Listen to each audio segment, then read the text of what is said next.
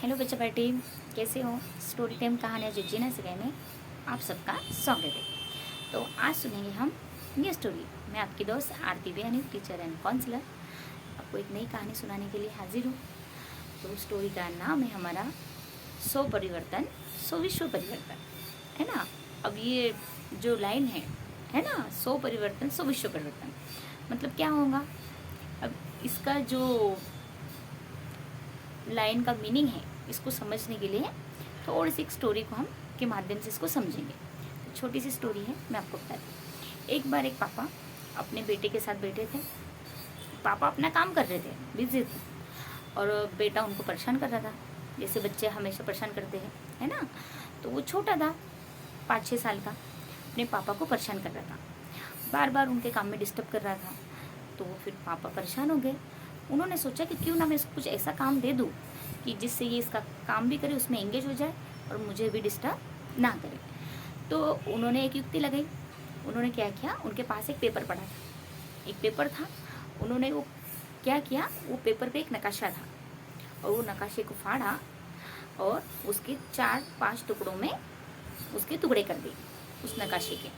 और उनके बेटे को कहा, इधर आओ, तुम बहुत होशियार हो ना, तो ठीक है, तो तुम मुझे क्या करो, ये नक्शा जोड़ के बता दो। तो उन्होंने कहा, उनके बेटे ने कहा, ठीक है पापा, मैं बनाता हूँ। तो छोटा सा था, है ना, ज़्यादा उसने ये नहीं किया, और वो नक्शा बनाने को लग गया। और देख, उसने अब नक्शा जैसा बनाया, वैसे उसके पापा को कहा, पापा, तो 5 मिनट ही नहीं हो, 5 मिनट ही हुए थे। तो पापा ने कहा, हाँ बोलो बेटा। अब पापा को लगा ये 1-2 घंटे, 1 घंटा तो शांति से बैठेगा, 30 मिनट या 1 घंटा तो भी। तो पापा को कहा, पापा मेरा नक्शा बन गया। तो पापा ने कहा, अच्छा इतने जल्दी कैसे बनाया। तो उन्होंने कहा, पापा बहुत ईजी था। तो पापा ने पूछा बेटे को, अच्छा तो क्या तुमको पता था इस नक्शे पे जो भी देश के नाम लिखे हैं, है ना, तो ये पता था आपको कि हर नक्शा किधर आएगा करके। अब स्वाभाविक बात है कि इतनी छोटे बच्चे को तो इतना नहीं पता हो, पर फिर भी पापा ने पूछा कि इसने 5 मिनट में ये नक्शा कैसे बना लिया। तो बेटे ने कहा, पापा इस नक्शे के पीछे एक व्यक्ति का फोटो है, यानी कि एक व्यक्ति का पिक्चर है। तो मैंने तो क्या किया, सिर्फ उस पिक्चर को ज्वाइन कर दिया, है ना, जो भी व्यक्ति का पिक्चर था, तो उस व्यक्ति को ज्वाइन कर दिया, तो नक्शा ऑटोमेटिक ज्वाइन हो गया, है ना। तो मतलब पीछे के साइड पे क्या था, एक व्यक्ति का चित्र था, और आगे के साइड पे नक्शा था, मैप था। तो मैप बराबर बना लिया उसने। तो उसके पापा ने कहा, देखो, मतलब वो खुद ही आश्चर्यचकित हो गए। तो उनको भी अच्छा लगा कि देखो, बच्चे को नॉलेज नहीं थी नक्शे की, पर फिर भी इसने ये नक्शा बना लिया। पर कैसे बनाया, जैसे ही उसको पता था कि पीछे की साइड में क्या है। तो कहानी का तात्पर्य, मोरल ऑफ द स्टोरी यह है कि बहुत बार हम क्या करते हैं, दूसरों को बदलने की कोशिश करते हैं। ये बदलेगा, वो बदलेगा, कोई बदलेगा तो मैं भी बदलूंगा फिर, है ना, हम ऐसा सोचते हैं। अगर हम बच्चों को बोलते हैं कि मोबाइल मत देखो, तो बच्चे क्या बोलते हैं, ये देख रहा है, वो देख रहा है, मेरा फ्रेंड देख रहा है, भाई देख रहा है, बहन देख रही है, तो मैं भी देखती हूँ, है ना, मैं भी देखता हूँ, क्या हुआ, सभी तो देखते हैं। पर उनकी मम्मी बोलती है, अरे आपकी आँखों के लिए अच्छा नहीं है, आपको तकलीफ होंगी आगे, आपके ब्रेन के लिए अच्छा नहीं है। पर बच्चे नहीं सुनते, बोले वो छोड़ेगा तो मैं छोड़ूंगा, वो मोबाइल रख देगा, वो नहीं यूज़ करेगा तो मैं भी, है ना, बहन भाई ऐसे ही बोलते हैं। या फिर आसपास के दोस्त भी ऐसे करते हैं ना, आप लोग दोस्तों से कंपेयर ये चीज़ों में करते हैं, चीज़ों में क्या क्या चाहिए रहता है।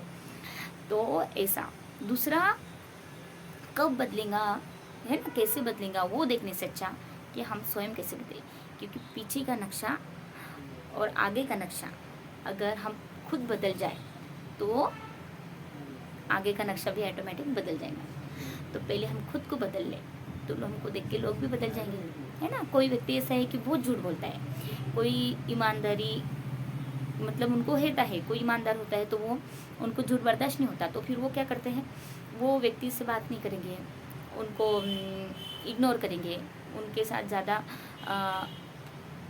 रिश्ता नहीं निभाते। मोस्टली ऐसा भी हो जाता है कभी कभी, वो झूठ बोलते, अच्छे से बात नहीं करते, उनका व्यवहार ऐसा है करके। तो अब हम क्या करते हैं, हम उस व्यक्ति के अंदर का वो अवगुण देखते हैं ना, बुराई देखते हैं, और सोचते हैं कि ये बदल जाए, तो उसको कभी कभी बदलने की कोशिश भी करते। पर आप ईमानदार हो, अच्छी बात है, तो आप क्या करना, आप उसको समझो थोड़े थोड़े छोटे छोटे माध्यम से कि देखो आप झूठ क्यों बोलते हो, क्या वजह है झूठ बोलने की, है ना। तो झूठ बोलने की कोई वजह ही नहीं, तो फिर झूठ क्यों बोलते हैं? ये झूठी मान सम्मान के लिए या अपनी प्रेस्टीज बताने के लिए कि हम ऐसे हैं, हम वैसे हैं, हम ये कर सकते, वो कर सकते, ऐसे बहुत सी चीज़ें हैं ना। जैसे हम लौकिक चीज़ों में आते हैं तो बहुत चीज़ें होती है ना। जैसे हम देखते हैं प्रैक्टिकल में, तो किसी के पास कार है तो हम सोचते मेरे पास तो इससे भी बड़ी कार है, उस टाइम के लिए हम उसके बता देते। पर सच्चाई कभी छुपती है क्या? वो आपकी आंखों से दिख पड़ती है। भले आप मुँह से कुछ भी बोलो, कितना कैसा भी अच्छा बनावटी करके बोलो, कोट करके बोलो, फ्रेम करके बोलो, क्या क्या बोल के फिल्टर करके बोलो, पर फिर भी सच ना आंखों से छुपता है और ना आपके बॉडी लैंग्वेज से, है ना। तो वो पता चल ही जाता है। पर जो होशियार होता है, ज्ञानी होता है, ये बात उसको बगैर पता चले, वो सामने वाले को ये बात बगैर पता चले कि झूठ बोल रहा है, फिर भी वो क्या करता है, शांति से उसकी बात सुन लेना है और कुछ ना कोई माध्यम से उसको सिर्फ समझाता है कि देखो ये सब कुछ चीज़ें हैं, ठीक है, चलती है, पर उसको बताता नहीं कि आपके अंदर ये अवगुण है। अगर आपको उसको सुधारना है तो अपनी अच्छी आदतें और बढ़ाओ, है ना। बताओ कि वो इंसान को खुद ही महसूस हो कि देखो ये इंसान कितना अच्छा है ना। ये कभी झूठ नहीं बोलता, सच बताता है, कोई शो ऑफ नहीं करता है झूठी शान शोहरत का। तो और कितना सुखी, शांति और समाधान, जो सच बोलते हैं, झूठ नहीं बोलते, है ना। किसी के साथ कोई कंपेयर ही नहीं करते ना लाइफ को, ना कोई चीज़ों को, कोई चीज़ को। अपने तरफ से अपना एफर्ट्स करते रहते अपने लाइफ में, है ना, अपने कर्म करते रहते। तो इंसान को टेंशन ही नहीं होता ना, क्योंकि एक झूठ बोला उसके पीछे 100 झूठ बोलना पड़ता है।